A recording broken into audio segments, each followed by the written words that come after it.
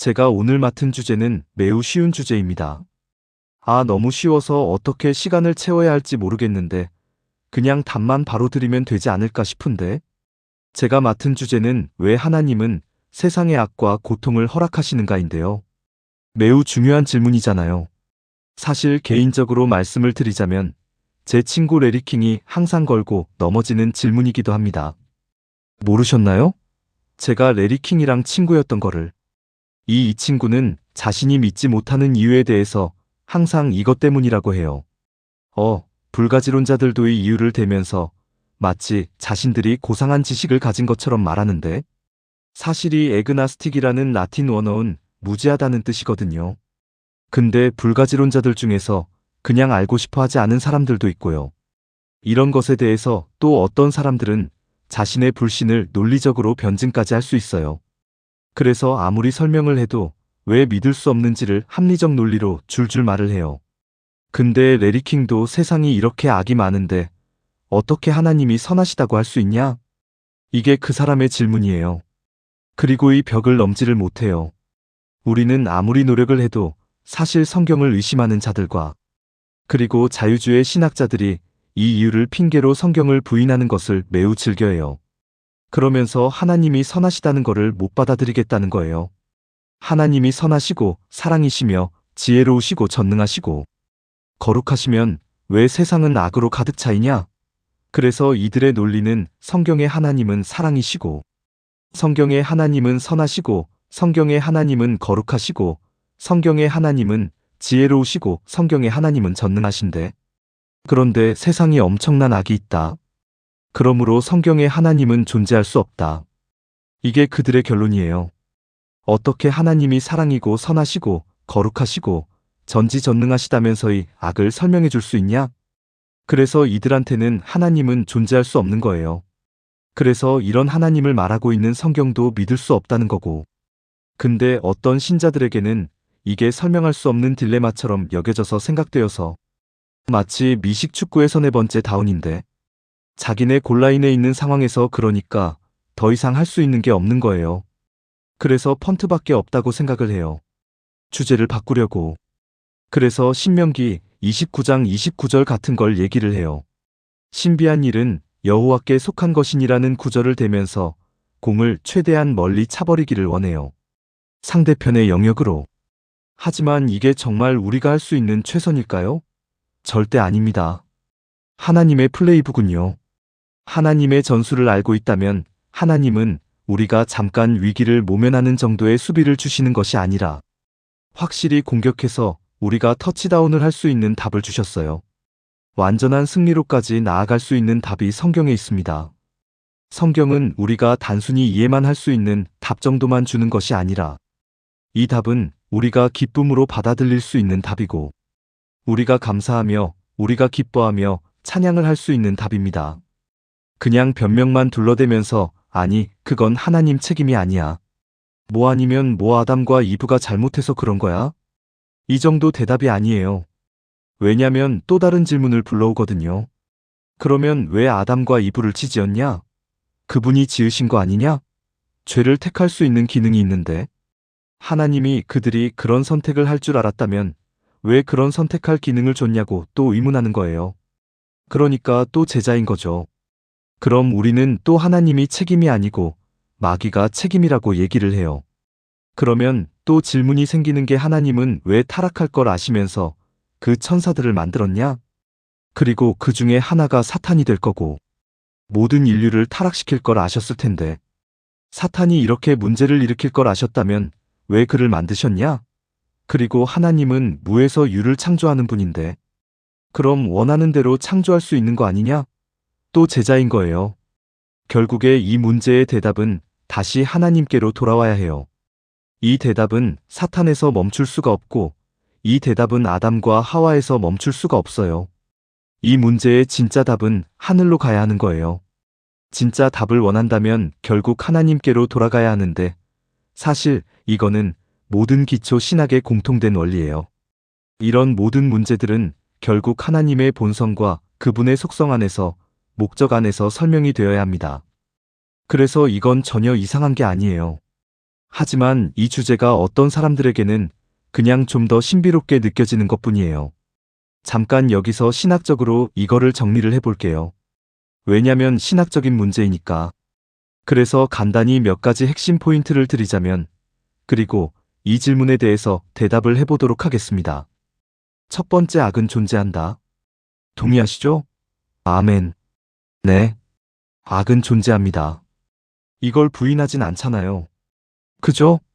혹시 여러분 중에 크리스천 사이언스 신도가 있으면 다르겠지만, 어메리베이 에리의 가르침에 따르면이 교는 악이 존재하지 않는다고 가르치거든요. 간음과 이용까지 포함해서, 그리고 죽음까지도 포함해서 악이 존재하지 않는다고 가르쳐요. 그래서 만약에 크리스천 사이언스를 믿는 사람이라면 미국에서 포도 경과라고 하는데, 이걸 그레이너이라 그래요. 이 크리스천 사이언스가 그래요. 기독교도 아니고 과학도 아니에요. 왜 크리스천 사이언스라고 부르는지 모르겠는데, 이건 그냥 현실을 외면하면서 철학적인 그냥 장난을 치는 것밖에 안 돼요. 그냥 말장난하는 거죠. 하지만 우리는 알고 있어요. 악은 실제로 존재하고 있어요. 그리고 압도적으로 지배적으로 존재합니다. 이 세상에 지배적으로 존재합니다. 이제 이 악을 몇 가지로 나누어서 생각해 볼 수 있는데, 첫 번째는 자연적인 악이에요. 아니면 우리가 재난이라고도 부르잖아요. 이건 도덕적 악이 아니고 세상 속에 존재하는 파괴적이고 위험한 현상들이에요. 이건 결국 죄의 결과를 보여주는 그림자인데, 이게 결국에는 부패와 죽음으로 나타납니다. 세상에는 분명히 자연적 악이 존재합니다. 이걸 부정하는 것은 어리석은 일인 거고, 그렇기 때문에 이 악은 개인적인 문제가 아니라 타락한 피조 세계의 자체의 일부입니다. 이 자연은이 자연적 악은 비인격적이고요. 외부적인 것이고, 그리고 시간 제한적이고, 질병, 재난에서 순환 같은 것까지, 쓰나미에서 미세한 세균까지, 바이러스부터 화산, 폭발까지 지구는 정말 굉장히 위험한 곳입니다. 위험한 곳이에요. 제가 지난 주일 저녁에 이런 설교를 했는데, 성경이 지구 온난화에 대해서 뭐라고 말하는지에 대해서 들어보세요. 베드로후서 3장. 하늘이 큰 소리로 떠나가며 물질이 뜨거운 물에 풀어진다고 했어요. 그러니까 여러분이 쓰는 헤어 스프레이가 문제가 아니에요. 그래서 스프레이를 쓰셔도 되고, 잔디를 밟아도 되고, 사슴 사냥을 해도 되고, 기름을 얻기 위해서 땅을 파도 됩니다. 이렇게 주일 저녁에 저희가 결론을 내렸습니다. 온난화에 대해서 제가 이번 여름에 책을 읽었는데, 대독감이라는 책이었거든요. 보통 그런 책을 제가 읽지는 않지만 정말 권위 있는 책이었었어요. 제가 지금까지 읽어본 책 중에 가장 깊은 연구를 담고 있었고요. 책을 정말 내려놓을 수가 없었는데, 그냥 그래프나 아니면은 연구 결과를 얘기하는 게 아니었고요. 이거는 이제 미국에서 1918년도에 실제로 일어났던 거대한 독감 유행병에 대한 이야기를 쓴 거예요. 이들이 추정하는 게 24개월 동안에 1억 명이 죽었다고 해요. 1억 명. 이 바이러스가요, 너무 심하게 변형되어서, 그리고 변이가 되어서 이게 보통 감염 과정을 그냥 다 지나쳐버린 거예요. 그리고 너무 독해서 너무 독해져서 어떤 사람들은 바이러스가 그냥 몸에 가하는 그 충격 자체로 그냥 죽었다고 해요. 그리고 당연히 이게 2차적인 원인으로 번져서 폐렴 같은 걸로 죽었고, 그리고 대부분 죽었던 사람들은 20살에서 40살 사이였는데 강황한 면역체를 가진 사람들이었었는데, 왜냐면 그 사람들의 면역성이 그 바이러스랑 싸우다가 그 사람을 그냥 죽이는 거예요. 이 모든 일이 캔서스에 있는 어떤 돼지 안에 있던 작은 바이러스 때문에 생긴 건데, 바이러스의 근원은 새인데요. 근데 그 새에서 돼지로 옮겨갔고, 그 다음에 1차 대전 때 징집되었던 군인들이 그 근처에 있었거든요. 2,500명이 500명이 거기서부터 세계로 퍼져나간 거예요. 근데 바이러스는 박테리아랑 다르기 때문에 완전히 살아있는 개체가 아니에요. 반쯤만 살아있는 거기 때문에 다른 세포에 붙어서 그 세포를 장악하고 그 세포를 통해서 복제해 나가는 거거든요. 이게 얼마나 귀한 악입니까? 다시 일어날 수 있는 거예요. 우리가 사는 세상은 정말 위험한 곳입니다. 그래서 사실 저는 인류 역사의 이 지점에 살고 있는 게 너무 다행이라고 생각하는데, 그거 아세요? 1885년까지 과학적으로 치유된 질병이 하나도 없어요. 왜냐면 질병의 원인을 몰랐어요. 그래서 그때 사람들 피를 막 뽑고 그랬었잖아요. 사열이라고 해서. 그래서 여러분은 감사해야 하는 거예요. 지금 살고 있는 게. 왜냐면 어느 정도 우리가 과학으로 땅을 정복하고 있으니까. 하지만 이 생성은 여전히 살기 위험한 곳입니다. 저는 모든 필요한 에너지가 필요해요. 인간이 그래요. 왜냐면 역사적으로 봤었을 때 인간이 에너지가 없기 때문에 자연재 때 희생이 되는 거거든요. 그래서 결국 여기는 살아남기 매우 힘든 곳입니다. 그리고 여러분도 이미 알고 있습니다. 본능적으로. 그래서 로마서 8장에 온 피조물이 뭐 한다 그러죠? 신음한다고 하잖아요. 그리고 두 번째 도덕적 악이 있는데요. 이거는 사람이 사람에게 행하는 악이에요. 영적인 것이고 악한 것이고 죄, 허물 이런 것들인데 이게 인류를 지배하고 있어요. 그리고 제가 말하는 거는 그냥 정치인들이 나와가지고 TV에서 나와서 말하는 그런 악이 아니라 그리고 아니면 저기 멀라에서 일어나는 일이 아니라 물론 그런 악들도 있지만 제가 말하는 악은 너무나 지배적이기 때문에 모든 인간의 마음 안에 이미 자리 잡고 있고요. 우리를 지배하고 우리를 조종하고 있습니다. 성경이 말합니다. 세상에 선한 자는 하나도 없다고. 그리고 인간의 모든 생각은 끊임없이 악하다고 말하고 있어요. 인간은 욕망에 끌려서 죄를 생산하고 결국에는 죽음으로 이어집니다. 그렇기 때문에 세상은 세상 자체가 저주인 거고 세상 모든 곳에 악이 존재하는 것은 자연스러운 것이고 그리고 이 세상은 존재 깊숙한 곳까지 악한 인간들로 가득 차 있습니다. 이 모든 타락한 죄인들이 타락한 세상에서 살아남으려고 서로 다투고 부부와 가족과 인간관계가 망쳐지고 서로 대적하다가 결국 전쟁까지 이어지고 그리고 이런 것들은이 세상의 악의 현상일 뿐입니다. 셋째로 초자연적 악이 있는데 인간 마음속에 악만이 아니라 영적 존재들의 무리가 있습니다. 창조 때부터 존재해왔고 지금까지 존재해왔습니다. 이들은 영적 존재로서 이들의 본성과 기질 곧 영적 본성 자체가 부패한 자들이고요. 이들은 악한 영들입니다. 그들은 거짓말쟁이고 미혹하는 자들입니다. 요한일서 5장 19절. 온 세상이 그들의 우두머리와 그 체제 아래 있다고 말합니다. 계시록 12장에 천사들의 하늘에서 떨어졌고 이들은 귀신들이 되었고 자신들의 사상을 발전시켜서 사람들을 가두는 이념의 요새를 만들어요.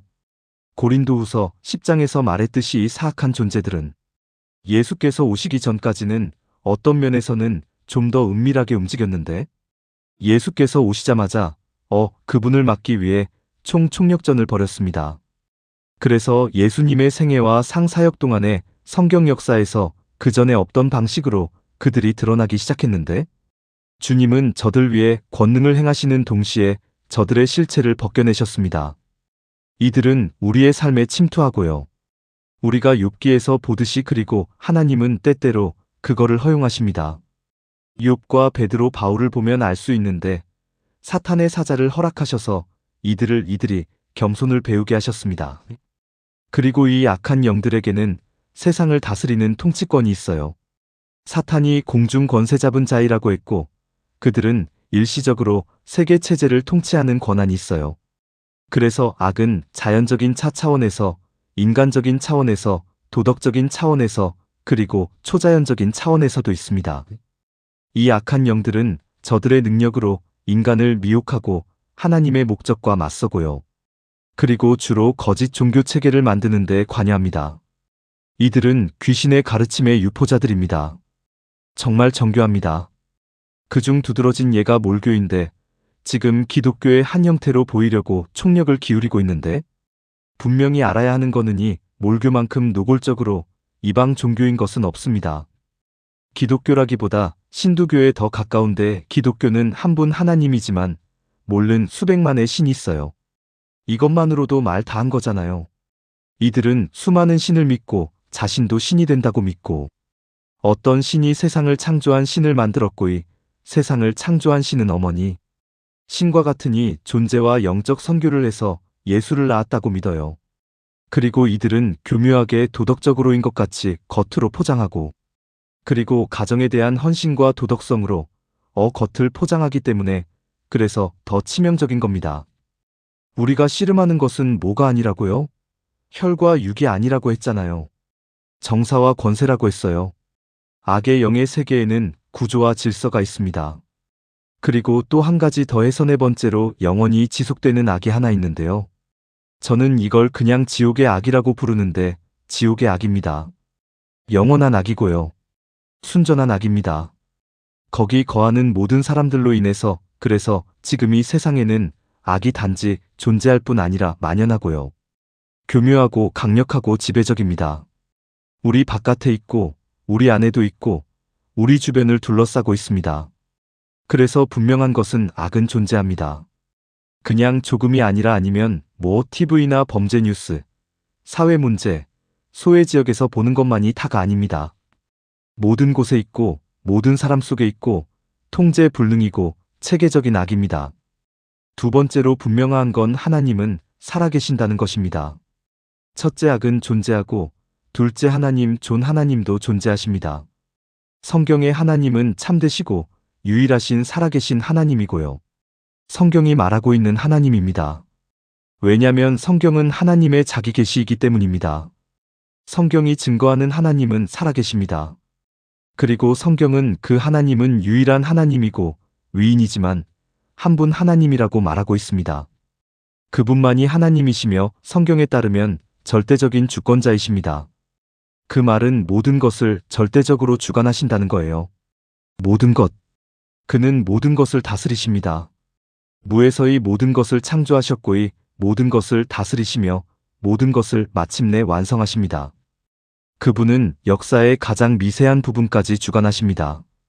우주에 그분 통치 아래 있지 않은 원자 하나도 없습니다. 네. 이 땅은 결국 사라질 것입니다. 하지만 빙하가 녹아서 대홍수가 나서 사라지는 것이 아닙니다. 우리가 무지개를 볼 때마다 그런 일이 없을 거라는 거는 확신할 수 있잖아요. 창세기 8장 22절. 땅이 있을 동안 안에는 씨 뿌리고 거두는 때 낮과 밤 아침 저녁이 그치지 않는다고 했어요. 이 세상의 끝은 하나님이 정하신 때에 창조를 없이 하실 때입니다. 마치 원자적 붕괴처럼 그는 모든 것을 다스리고 계십니다. 땅과 거기에 충만한 것이 다 여호와의 것이라고 했습니다. 백대상 29장. 여호와여 위대하심과 권능과 영광과 승리와 위엄이 다 주의 것이오니 하늘과 땅에 있는 모든 것이 다 주의 것이고 주는 마유의 머리로 높임을 받으셨고 주의 손에 권세와 능력이 있사오니 사람이 크게 되게 하시며 강하게 하심이 주의 손에 있나이다. 시편 115편에 우리 하나님은 하늘에 계셔서 원하시는 모든 것을 행하신다. 다니엘 4장. 그가 하늘의 군대와 땅의 사람들 가운데서 자기 뜻대로 행하시나니 그의 손을 금할 자도 없고 이르기를 주께서 무엇을 하느냐라고 물어볼 자도 없다. 라고 합니다. 성경이 반복해서 말하는 것은 우리가 너무 잘 알고 있듯이 하나님이 절대 주권자이시다고 말합니다. 절대 주권자. 이게 어려운 개념이라고 얘기하는 사람들이 있는데 하나님이 주권자가 아니라고 믿는 게 더 어려워요. 하나님의 주권을 용납하는 게 어렵다면 하나님이 주권이 없다고 한번 상상해 보세요. 그게 정말 괜찮을까요? 저는 하나님이 통치하기 때문에 너무 안심이 됩니다. 사실 하나님이라면 당연한 거예요. 그건 터무니없는 주장이 아니잖아요. 신명기 32장. 이제 보라 나 곧 나는 그니 나 외에는 신이 없도다. 내가 죽이기도 하며 내가 살리기도 하며 내가 상하게도 하며 낫게도 하나니 내 손에서 건질 자가 없도다. 하나님은 악에 대해 어떤 목적을 가지신 것처럼 오해될까봐 스스로 변호하려고 하지 않으세요. 출애굽기 4장 모세에게 이르시되 사람의 입을 누가 지었느냐? 누가 벙어리 귀머리나 보는 자나 맹인되게 하였느냐? 나 여호와가 아니냐? 시편 105편 하나님이 그 땅에 기근을 부르셨다 했고 열왕기하 17장에 그들이 여호와를 두려워하지 아니하므로 여호와께서 사자들을 보내어 그들 중 몇 사람을 죽게 하셨다고 기록되어 있습니다. 사람들이 하나님을 악의 존재로부터 변호해 드리려고 하는데 하나님은 변호가 필요 없다고 하시는 거예요. 예레미야 애가 3장의 지존자의 입에서 좋은 것과 악한 것이 함께 나오지 아니하느냐? 어떻게 성경을 보고 하나님이 주권자이시며 그리고 악을 허용하신다는 사실을 놓칠 수가 있습니까? 특히 창세기의 홍수에 대해서 읽으면 대홍수 때 인구가 얼마였을까요? 저는 한 천만에서 억까지 추정한다고 얘기를 들었는데 얼마나 빨리 사람들이 번식했냐에 따라설 텐데 왜냐면 900살까지 살았잖아요. 이 사람들이 얼마나 오래 학교를 다녔는지 한번 상상해 보세요. 이들이 얼마나 빨리 번성했는지 모르지만 우리가 아는 건 하나님이 수백만을 물에 잠기게 하셨다는 거예요. 직접 그리고 그 책임을 스스로 지신다는 것입니다. 그래서 자유주의 신학과 일부 복음주의자들이 하나님을 이런 인식에서 구해내야 한다고 착각해서 애쓰는데 하나님은 조금의 주저도 없이 만물 위에 주권을 행하시고 그에 대해 전혀 불편해하지 않으십니다. 세상에 일어나는 악한 일 때문에 비난을 받는 그런 평판에서 자신을 구해달라고 하시지 않으세요. 오해하지 마세요. 하나님은 거룩하시고요. 악을 행하실 수 없고 악을 긍정적으로 보시지도 않습니다. 하나님은 어떤 악도 행하실 수 없고 그는 거룩하고 거룩하시지만 악의 존재와 심지어 그 작용을 허락하신 그 책임을 자신에게 두시는 것을 만족하십니다. 다르게 말하면 디모데전서 6장에 그는 복되시고 홀로 한 분이신 능하신 자시며 그런데 왜 하나님이 이렇게 하시냐고요? 예수께서 답을 주세요. 마태복음 11장에서 올소이다. 아버지여 이렇게 된 것이 아버지의 뜻대로 된 것이니이다. 하나님은 그냥 자기가 원하시는 것을 행하신다는 거예요. 욥기 23장. 그는 뜻이 일정하시니 누가 능히 돌이키랴. 그의 마음에 경영하시는 것을 이루시나니. 시편 33편 그가 말씀하심에 이루어졌고 명령하심에 견고히 섰고 여호와께서 민족들의 계획을 폐하시며 백성들의 사상을 무효하시고 여호와의 도모는 영원히 서고 그 마음의 생각은 대대에 이르고 시편 103편에 여호와께서 그의 보좌를 하늘에 세우시고 그의 나라로 마유를 다스리시고 이사야 14장의 만군의 여호와께서 경영하시고 누가 능히 그것을 폐하랴. 그의 손을 펴셨 누가 능히 그것을 돌이키랴. 이사야 46장 옛적 일을 기억하라. 나는 하나님이라. 나 외에 다른 이가 없다. 나는 하나님이라. 나와 같은 이가 없다. 내가 끝을 처음부터 알리며 아직 이루지 아니한 일을 옛적부터 보이고 이르기를 나의 모약에 설 것이며 내가 나의 모든 기뻐하는 것을 이루리라 하였노라. 사무엘상 2장에 여호와는 죽이기도 하시고 살리기도 하시며 스월에 내리기도 올리기도 하시고 여호와는 가난하게 부하기도 하시고 낮추기도 높이기도 하시나니 땅의 기둥들은 여호와의 것이요 세계를 그 위에 세우셨도다. 아모스 3장 6절에 성음의 재앙이 있으면 여호와께서 행하심이 아니겠느냐? 여기에 하나님은 모든 악의 존재에 대한 책임을 지고 계십니다. 왜냐면 하나님은 모든 것을 다스리기시 때문에 그는 하나님이시기 때문에 악은 하나님의 뜻을 망가뜨리는 변수가 아니에요. 그래서 세 번째 포인트 악이 존재하고 주권자이신 하나님이 존재하고 그렇기 때문에 피할 수 없는 세 번째 결론은 하나님은 악의 존재를 허용하십니다. 그분은 악의 존재를 의지하여 허락하셨습니다. 그리고 성경이 분명히 이에 대해서 증거합니다. 반복하지 않아도 되겠지만 한 구절을 예로 드리자면 이사야 45장 5절에 나는 여호와라.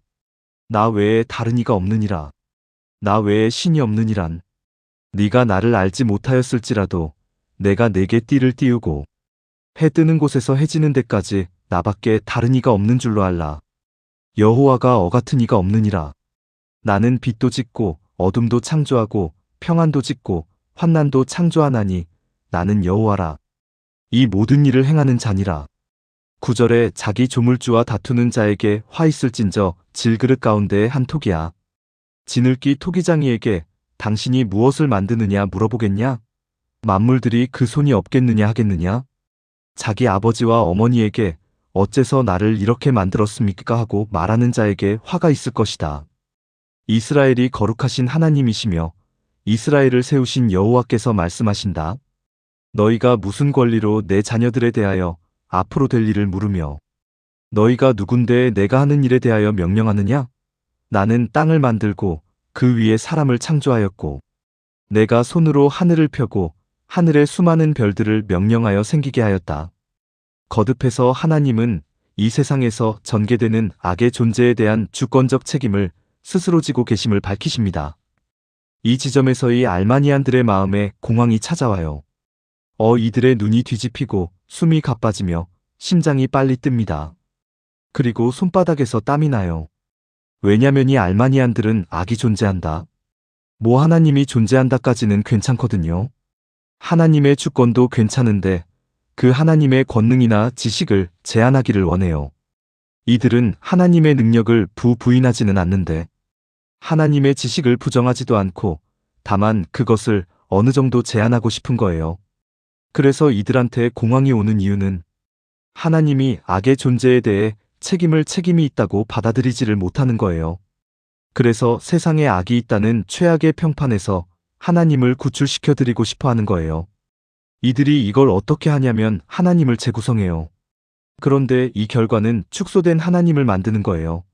성경은 하나님을 경배하라고 하잖아요. 그리고 높이라고. 그런데 이 알마니안들이 재구성한 하나님은 다시 만든 하나님이고요. 결국에 이건 축소된 신이에요. 결국 이들의 주장은 하나님을 낮출 수밖에 없어요. 왜냐면 두 가지 옵션밖에 없거든요. 하나는 하나님의 능력을 제한시키는 거예요. 그래서 하나님이 마치 악을 멈출 수 없다고. 왜냐면 하나님의 본성상 능력이 부족해서든지 아니면 하나님이 자발적으로 그 능력을 제한시키셨다는 거예요. 어쨌든 간에 하나님은 제한된 권능만 가지고 계셔서 악을 막을 수가 없다는 주장이에요. 제가 이런 걸 어렸을 때 너무 많이 들었거든요. 제가 왜 하나님은 세상의 악을 멈추지 않냐고 물어보면 그러면 저한테 들리는 답이 하나님이 시작한 게 아니잖아. 이런 식으로 답을 해요. 아니면 이런 예를 해요. 예를 들어요. 네가 시작하지 않은 싸움이니까 네가 멈출 필요 없잖아.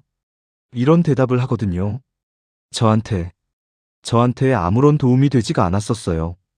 그니까 결국에는 하나님은 악을 막을 능력이 없어서 그래서 우리와 마찬가지로 난처한 처지에 있다는 건데 원하시는 건 아니지만 우리처럼 어쩔 수 없다고 얘기를 하는 거예요. 아니면 하나님에게는 능력이 있는데 하지만 앞으로 일어날 일을 아는 지식이 제한되어 있어서 어떤 일이 일어나면 그러면 하나님도 놀란다는 거예요. 이게 말도 안 되는 얘기 같잖아요. 근데 실제로 과정신학이라는 것이 이걸 주장하고 있어요. 혹시 들어보셨는지 모르겠는데 차라리 안 들어보는 게 나을 수도 있는데 과정이 말하는 게 이거예요. 하나님은 과정 중에 있다는 거예요. 그니까 하나님도 발전 중이라는 거예요. 그래서 사건이 많아질수록 정보를 더 얻으시고 그래서 더 잘 대처하신다는 거예요. 진짜로 이게 과정신학이에요. 하나님이 하나님 일을 하는 것에 대해서 점점 더 잘하고 계신다는 거예요. 발전한다는 거예요. 왜냐면 경험만큼 좋은 스승이 없으니까. 그래서 이들은 하나님을 진행 중인 신으로 보고 점점 발전하는 하나님이고 그리고 나중에야 하나님으로서 완성이 된다는 거예요.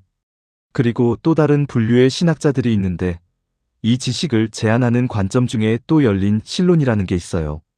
어디로지라 그러는데 이들의 주장은 결국 같은 내용인데요. 하나님은 미래를 알지 못한다는 거예요. 하나님은 미래를 알 수 없다. 왜냐면 아직 일어나지 않았으니까. 이 논리를 성경으로 뒷받침해서 책을 쓰려면 얼마나 많은 상상력이 필요하겠어요? 근데 이걸 해내요. 이 사람들이. 그렇게 재설계 하나님은 엄청 큰 한계가 있는 거예요. 아직 일어나지 않은 일을 모르는 거예요. 그래서 하나님이 하시는 모든 일은 반응이라는 거예요. 그럼 제가 물어보고 싶은 거는 만약에 이게 사실이라면 도대체 시편 22편을 어떻게 설명합니까? 내 하나님 어찌하여 나를 버리셨나이까로 시작하잖아요. 예수께서 십자가에서 하신 말씀인데 시편 22편에 나와요. 그리고 시편 22편은 십자가의 세부 사항까지 분명하게 예언을 하고 있습니다. 그리고 이거는 그 수많은 예언들 중에 단 하나의 예일 뿐이에요. 하지만 이들의 주장은 하나님이 상황에 반응하시며 지금 상황에 대해 안타까워하신다는 거예요.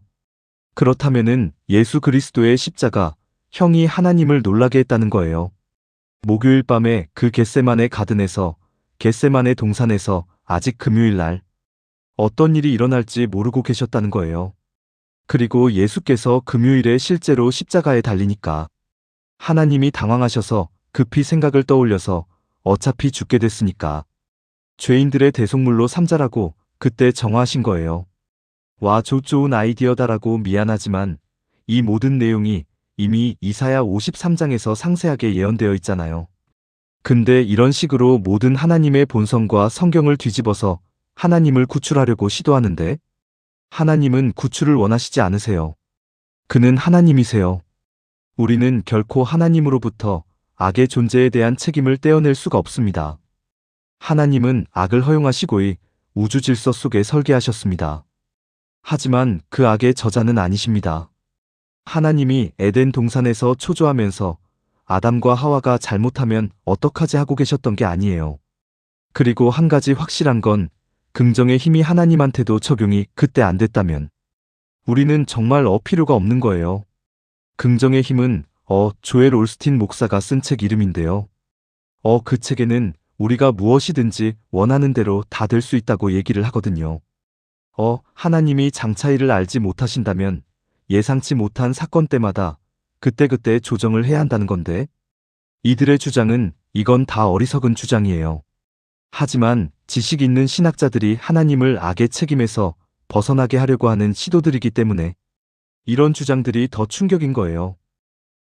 기억나시는지 모르겠지만 쿠시더라는 랍비가 있었는데, 그 랍비가 의인에게 왜 나쁜 일이 일어나는가라는 책을 썼는데, 그 책 제목부터가 문제인 게 성경은 분명히 의인이 없다고 했잖아요. 하지만 이 사람도 문제의 핵심이 하나님이라는 걸 알고 있었어요. 악의 문제를 파고들면 결국 하나님께 이르게 되고요.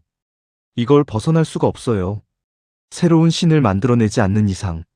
하지만 이건 신성모독이에요. 십계명을 기고 하나님의 이름을 망령되게 하는 것이고, 스스로 신을 만들어 놓고 성경에 하나님이라고 부르는 것이에요. 이건 우상숭배예요. 하나님을 이 책임에서 떼어낼 수가 없는 거예요. 이런 모든 바보 같은 답변들은 모두 하나님의 존재와 속성에 대한 왜곡된 신학에서부터 비롯되는 것입니다. 자, 이제 이 내용에 대해서 조금 더 진전해 볼게요. 우리가 알기를 하나님은 존재하고 악도 존재하고 하나님이 악의 존재를 허락하셨다면, 이제 우리의 질문은 그렇다면 왜 악이 존재하는가? 그 존재를 어떻게 이해하는가? 다시 말해 신정론으로 이 문제를 설명할 수 있냐? 신정론이라는 단어는 하나님과 의로움에서 나온 말인데요. 즉 하나님의 의로우심을 어떻게 변호할 것인가라는 문제이죠. 우선 철학적 차원에서 형이상학적 체계들이 있는데요. 그중 몇 가지를 말하겠습니다. 형이상학적 악은 불가피한 현실, 선의 필연적 짝이라는 것입니다. 음이 있으면 양이 있어야 하듯이 반드시 존재해야 한다는 거예요. 사실 이와 관련해서 흥미로운 경험이 있는데, 레리킹 라이브에 출연했을 때 그리스도만이 유일한 구원자라는 주장을 말하고 있었어요. 또 성경만이 유일한 권위임을 강조하고 있었는데 사람들이 궁금해해요. 질문이 뭔지도 모르는데 어떻게 준비하는지에 대해서 그런 인터뷰 때 사실 전 제가 무슨 말을 할지 알고 있고, 사실 저 사람들이 뭘 물어보는지는 별로 중요하지가 않아요. 난 내 할 말하면 되니까. 제가 전하고 싶은 것은 두 가지인데, 첫째는 성경의 단일이란 권위이고, 둘째는 유일한 구원자이신 그리스도의 절대적 실제를 말하고 싶은데, 그냥 이 두 개만 말하면 되는 거예요, 저는. 그래서 그 프로그램 내내 그 얘기를 하고 있었어요. 그리고 그 다음날 사무실에 돌아갔는데 전화가 왔습니다. 마도나 남편 가이르치가 저한테 전화를 한 거예요. 분명히 제가 좋아서 전화를 한 건 아니었을 테고, 도대체 무슨 일로 저에게 연락을 했는지 알 수가 없었는데, 그런데 그가 자기 집에 와서 얘기 좀 하자고 하더라고요. 알겠다고 했어요. 그래서 차에 타서 베블리 힐즈로 갔습니다. 그 집에 갔어요. 그가 하는 말이 정말 진지한 대화를 하고 싶다는 거예요. 그래서 그러냐고. 잘됐다. 어떤 문제냐 하니까 너다. 네가 문제다. 너는 너무 독단적이다. 너는 진리를 너무 절대적으로 주장한다. 그래서 너 때문에 우주의 균형이 무너진다라고 그러더라고요. 와우. 제가 대답하기를 진짜로 심각해. 내가 우주의 균형을 무너뜨린다고 그래서 설명을 해달라고 했어요. 그래서 거기 마주보고 앉아가지고 1시간 동안 그 가이리츠가 카발라랑 형이상학 그리고 음양설에 대해서 저한테 막 설명을 하더라고요. 그래서 그 다음에 제가 1시간 동안 복음을 전했어요. 좋은 교회였죠. 하지만 이런 형이상학적 개념을 가진 사람들이 있어요. 선이 있으려면 반대인 악이 반드시 있어야 한다는 주장이거든요. 그래서 악은 하나님이 창조한 게 아니라고 하면서 그냥 존재하는 거다. 원래 그런 거다라고 얘기를 해요. 왜냐면 플러스가 있으면 마이너스가 있어야 하듯이 그래서 이거는 무슨 결핍한 종류 같은 거다. 근데 사실 거기에 약간의 진리가 있기는 한데 악이 있는 이유는 선과의 대조를 위해 존재할 수밖에 없다는 거예요. 그런 의미에서 악은 결핍이라고 말할 수 있기는 해요. 하나님이 직접 창조하신 것이 아니라 하나님이 창조하신 것과 하나님 자신에 대한 반역의 형상이죠. 그래서 약간의 진리가 있지만 여전히 왜라는 것은 설명을 못해요. 그리고 또 다른 신정론 중에 제가 자유의지 신정론이라고 부르는 게 있는데 제일 자주 쓰이는 설명이기도 해요. 그리고 동시에 사람들에게 많은 딜레마를 주는 설명이기도 한데 이게 뭐라고 하냐면 하나님은 우리의 자유의지를 빼앗지 않으신다라는 게 설명이에요. 그럴 수 없다는 거예요. 왜냐면 우린 미국 사람이니까. 야, 이건 민주주의 사회다. 제가 장담하는 건 만약 당신이 중세 영국에서 자랐으면 아니면 족장이 있는 부족 사회에서 살았으면 아니면 전체주의 국가에서 자랐으면이 사람들처럼인 인간의 권리 문제로 씨름하지 않았을 거예요. 일방적인 권위와 주권이 뭔지를 훨씬 더 잘 이해했을 것입니다. 미국식 민주주의는 이런 신앙 문제에는 오히려 도움이 전혀 되지를 않아요. 자유의지를 존중하는 게 악을 막는 것보다 하나님께 더 중요하다는 거예요. 흥미롭죠? 하나님이 중요하게 생각하는 가치는 자유의 의지가 악보다 우선이라는 거예요. 나는 인간의 자유의지를 너무 중요하게 여기기 때문에 악을 허용할 수밖에 없다고 하나님이 말씀하신다는 거예요. 하나님이 인간의 자율성을 너무 귀하게 여기셔서 그것을 지키시려다 보니 악을 허용하신다는 것이 논리입니다. 그래서 악은 자유의지라는 문을 통해서 들어온다는 거예요. 인간은 스스로 결정하고 행동할 자유를 가져야 하는데 하나님이 그 위에서 직접 결정하고 강요하고 강제하시면 그들의 의지를 침해하게 된다는 것이에요. 근데 그렇다면 여전히 이런 질문이 남아요. 하나님이 인간이 자유의지를 가지고 어리석은 선택을 할 것을 아셨다면 왜 그 능력 자체를 주셨냐? 또 제자리인 거예요. 이렇게 지식이 제한된 하나님을 만들어내고 능력이 제한된 하나님을 만들고 더 나아가 인간이 자신의 뜻을 이루는 걸 하나님의 자신의 뜻보다 더 원하시는 분으로 하나님을 설계한다면 그건 성경의 하나님이 아니에요. 그래서 결론은 하나님은 전지하시고 전능하세요. 악은 존재하고요. 그렇기 때문에 하나님은 악의 존재를 의지하셨습니다. 하나님이 악을 창조하신 것은 아니지만 그건 불가능한 일이에요. 그가 악을 행하시는 것 자체가 불가능하기 때문에. 그러나 악의 존재를 의지하에 허락하셨습니다. 자, 그럼 이제 다음 질문으로 이어집니다. 왜? 그리고 이 왜에 대해서 이제 얘기해 보겠습니다. 왜? 다행히도 제가 그 답을 역사상 처음 제시하는 사람은 아니에요. 웨스민스터 신앙 고백을 보겠습니다. 웃음 들어보세요. 하나님은 영원 전부터 자신의 지혜롭고 거룩한 뜻의 계획에 따라 자유롭고 불변하게 일어날 모든 일들을 작정하셨다. 그러나 이로 말미암아 하나님이 죄의 창시자가 되시는 것이 아니며 피조물의 의지가 강제당하는 것도 아니고 제2차적 원인들의 자유나 우연성이 제거되는 것도 아니다. 죄의 악함은 오직 피조물에게서 비롯된 것이며 지극히 거룩하고 의로우신 하나님께서는 죄의 저자나 승인자가 되실 수 없다. 그리고 이어서 하나님께서 작정하시고 섭리로 이루시는 모든 일은 결국 그분의 영광을 찬송하게 하기 위함이다. 그러므로 악의 존재도 궁극적으로 하나님의 영광을 위한 것입니다. 이 질문에 올바르게 답한다면 여러분은 이전에는 경험할 수 없었던 찬양의 깊이에 이를 것이고, 하지만 이 답을 잘못한다면 그건 당신은 축소된 하나님을 알고 있는 것입니다. 하나님이 악을 허락하신 이유는 오직 그분의 영광 때문입니다. 단순한 질문인데 악이 존재함으로 하나님은 더 영광스러워지셨나요? 아니면 덜 영광스러워지셨나요? 저는 단언할 수 있습니다. 악이 존재하기에 하나님은 무한히 더 영광스러워지십니다. 우리는 하나님께서 악을 이기시기 위해 행하신 일을 보고 그분을 찬양하는 것입니다. 이제 마지막 결정적 전술을 보겠습니다. 로마서의 말씀을 보면 로마서 9장의 지금까지는 다 서론이었고요. 이제 본문으로 들어갈게요. 로마서 9장 그 전에 몇 구절을 더 볼 텐데 여기서 핵심 단어를 한번 찾아보세요. 로마서 3장 5절에 멋진 표현이 있는데 우리의 분리가 이게 핵심 단어예요. 하나님의 의로우심을 드러낸다라고 해요. 데몬스트레이츠. 우리의 분리가 하나님의 의로우심을 드러낸다는 것입니다.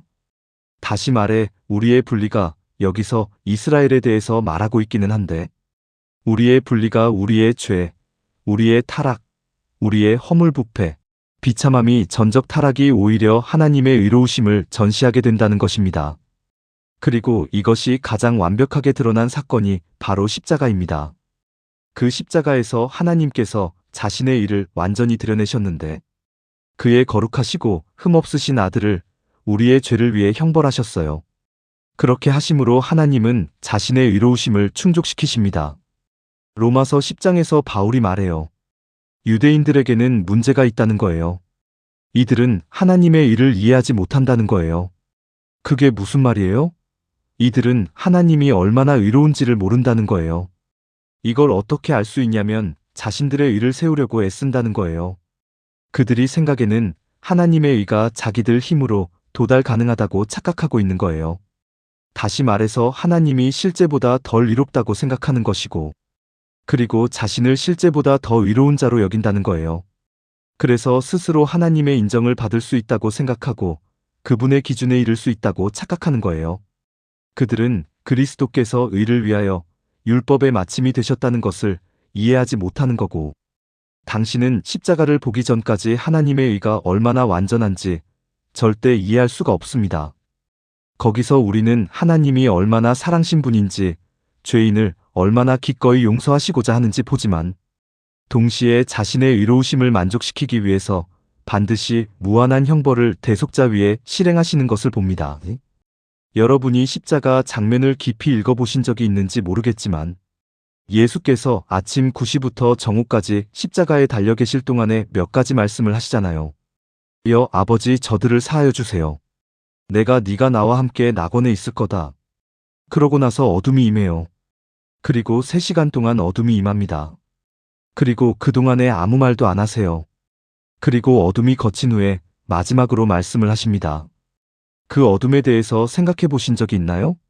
대부분의 사람들은 그 어둠이 하나님의 부재라고 생각을 해요. 근데 제가 요즘 그것을 다시 생각해 보고 있는데 구약을 보면 하나님은 어둠 가운데서 자신을 나타내시는 방어 사건들이 있어요. 시내산에서도 그리고 아브라함과의 언약에서도 그랬고요. 그리고 이 어두움은 심판 가운데 임하시는 임재의 상징이었습니다. 어쩌면 그 3시간의 어둠은 하나님께서 무한하신 아들 예수에게 모든 죄의 무한한 형벌을 쏟아부으신 시간이었을지도 몰라요. 그리고 그 심판의 시간이 끝났을 때 예수께서 나의 하나님 어찌하여 나를 버리셨나이까라고 말하세요. 어쩌면 하나님께서 심판을 다 퍼부으시고 이제 아들을 떠나신 걸 수도 있어요. 그래서 그 고백을 하시는 것입니다. 주님은 완전히 홀로 남겨진 것이죠. 생각해보면 정말 놀라운 겁니다. 십자가에서 드러난 것은 하나님의 의로우심과 그 일을 만족하시기 위해서 무한한 형벌을 누군가는 감당해야 했다는 건데 그래서 무한하신 분 예수께서 그 무한한 형벌을 그 3시간 안에 다 감당하신 거예요. 반면에 인간들은이 죄인들은 그걸 영원토록 감당하지 못하는 거예요. 이것이 바로 하나님의 의를 드러냅니다.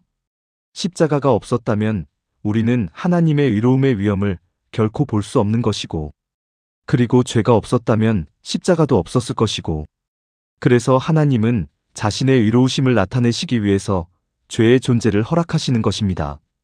로마서 9장에 보면 몇 가지만 보겠습니다. 22절에 만일 하나님이 그의 진노를 보이시고 그의 능력을 알게 하고자 하시되 멸망하기로 준비된 진노의 그릇을 오래 참으심으로 관용하셨다면 어떠하겠느냐? 또한 영광받기로 미리 예비하신 긍휼의 그릇에 그릇들에게 그 영광의 풍성함을 알게 하려 하심이라. 로마서 3장 5절에서는 바울이 말하는 게 우리의 불의로 말미암아 하나님의 의로우심이 드러난다는 거예요. 그리고 5장 8절에 우리가 아직 죄인 되었을 때 그리스도께서 우리를 위하여 죽으심으로 하나님께서 우리에 대한 사랑을 확증하셨다고 합니다. 하나님이 드러내신다는 건데 하나님께서 두 가지를 드러내세요. 그의 진노와 그의 긍휼을 드러내십니다. 하나님께서 자신의 진노를 드러내실 권리가 없으신가요? 자신의 거룩한 분노를 나타내실 권리가 없으세요? 22절에 있다고 얘기하는 거예요. 만일 하나님이 그렇게 한다면 어쩌겠느냐? 멸망하기로 준비된 진노의 그릇들 위에 자신의 진노를 나타내시는 것은 하나님의 권리라는 거예요. 하나님은 자신의 진노를 통해 영광을 받으시고 심판을 통해서도 영광을 받으십니다. 하지만 동시에 긍휼의 그릇들 위에 23절에 그분의 영광의 풍성함을 나타내십니다.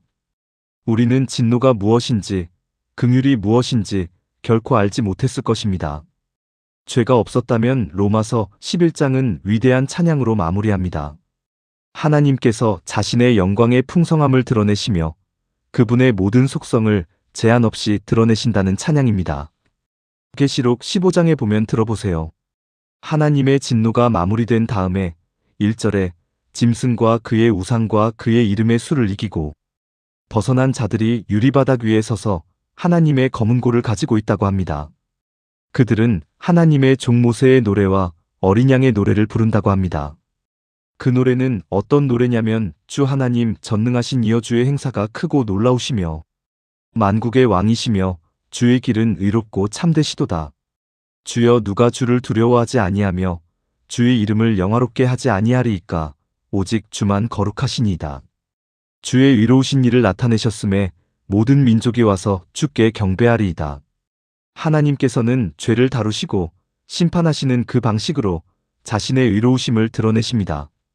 그리고 바로 그것이 하늘의 예배의 핵심이 되는 것입니다. 그리고 이것을 가장 잘 보여주는 예는 인류가 저지른 가장 큰 악의 아들을 십자가에 못 박아 죽인 것. 바로 그것마저도 하나님 자신에 의해서 작정된 일이었다는 사실입니다.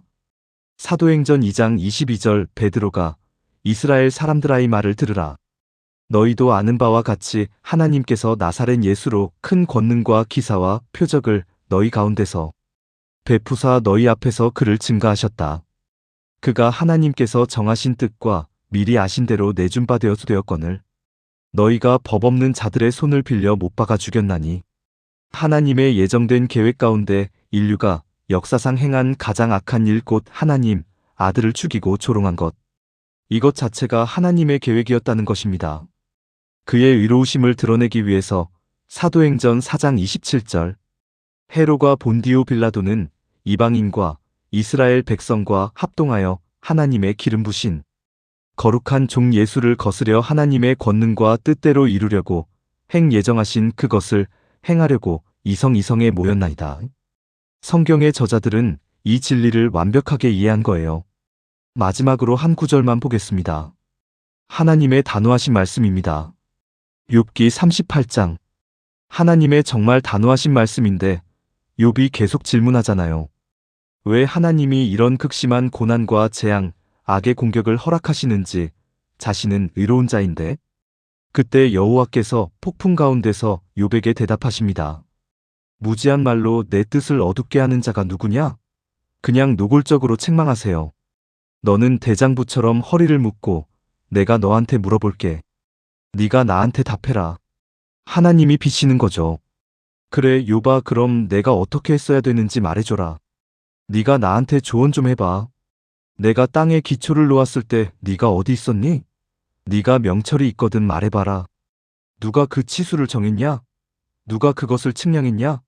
그 기초를 어디에 세웠고 모퉁이를 누가 놨냐? 새벽들이 노래하고 하나님이 하나님의 아들들이 기뻐 소리질렀을 때 바다가 그 모태에서 터져나올 때 문으로 그것을 가둔 자가 누구고 그때 내가 구름으로 그 옷을 만들고 흑암으로 그 강보를 만들고 한계를 정하고 문비장을 지르고 이르기를 네가 여기까지 오고 더 넘어가지 못한다고 했을 때 넌 어디 있었니? 내가 바다의 경계를 정할 때 네가 아침에게 명령한 적이 있냐? 새벽에게 그 자리를 일러주었냐? 네가 바다의 샘에 들어갔느냐? 깊은 물 밑으로 걸어 다녀봤냐? 사망의 그 그늘진 문을 네가 보았느냐? 땅의 넓이를 네가 측량할 수 있느냐? 어느 것이 광명이 있는 곳으로 가는 길이냐? 어느 것이 흑암이 있는 곳으로 가는 길이냐? 누가 홍수의 물길을 터주었고 우레와 번개길을 내주었느냐? 이렇게 계속 물어보세요. 멈추지 않고. 네가 묘성을 메워 묶을 수 있으며 삼성의 띠를 풀 수 있겠느냐? 네가 별자리와 우주를 주관하느냐? 네가 하나님의 의도와 뜻에 대해 질문한다는 자체가 얼마나 어리석은 알겠느냐? 너한테 설명해달라고. 그리고 나서 39장에서 더 이어나가세요. 산염소가 새끼 치는 때를 네가 아냐? 그리고 나서 타조 얘기, 뭐 말 같은 얘기, 이런 동물 얘기를 하세요. 그래서 하나님께 미련한 질문을 해놓고 마치 하나님이 답을 할 책임이 있다고 한 생각조차를 무한하게 만드시는 거예요. 그리고 나서 공룡을 다스릴 수 있냐고 물어보세요. 그리고 42장에 가면 오케이. 욥이 이제 대답을 해요. 주께서는 못하실 일이 없사오며 주의 계획은 어떤 것도 막을 수 없사오니 논쟁이 거기서 끝나요. 끝. 네. 알겠습니다. 하고 끝나요. 무지한 말로 이치를 가리운 자가 누구니까. 그러므로 제가 깨닫지 못한 일을 말하였나이다. 욥이 인정을 하는 거예요. 그리고 나서 아름다운 고백으로 이어집니다. 내가 주께 대하여 귀로 듣기만 하였사오나 그냥 이해만 했었는데 이제는 눈으로 주를 배움나이다. 그러므로 내가 스로 거두어드리고 티끌과 재 가운데서 회개하나이다. 하나님은 하나님이십니다. 그 주권 앞에 경배합니다. 악의 존재를 통해 진노와 은혜 곧 자신의 속성의 영광을 나타내시는 그 주권 앞에 그냥 굴복하고 정경배하는 것입니다. 이게 바로 우리 하나님이세요. 분명한 건 저는 악기 하나님을 지배하는 세상에서 살고 싶지 않습니다. 그런 세상은 존재하지도 않고요. 결국 선택은 하나예요. 악을 완전히 주관하시는 하나님을 믿느냐? 아니면 하나님이 악에 반응하느라 애쓰는 분이라고 믿느냐 하는 것입니다. 그것은 결코 성경의 하나님이 아닙니다. 주님을 예배합니다.